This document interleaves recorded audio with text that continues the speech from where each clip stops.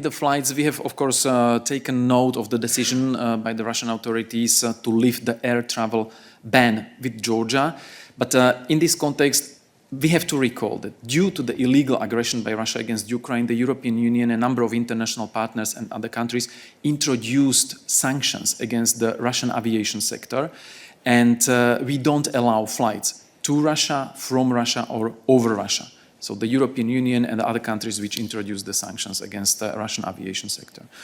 And the European Union encourages Georgia, which is aspiring to become EU candidate country, to align with the existing EU sanctions and sanctions of other countries like my partners against Russia also in the area of aviation, and to remain vigilant regarding any possible attempts to circumvent the existing sanctions, especially in the aviation sector.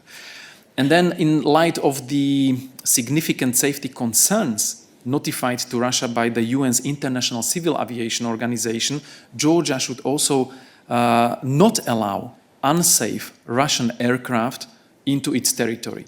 And let me recall again in the context of the existing sanctions, international sanctions, that due to these sanctions, 95% of the Russian airplane fleet is not able to update or upgrade their airplanes, which is essential to maintain the necessary degree of international technical and safety standards. So this is also a very important safety issue.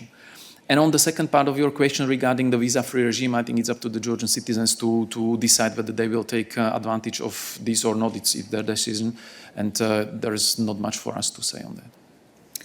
Thank you. Any other questions on the subject?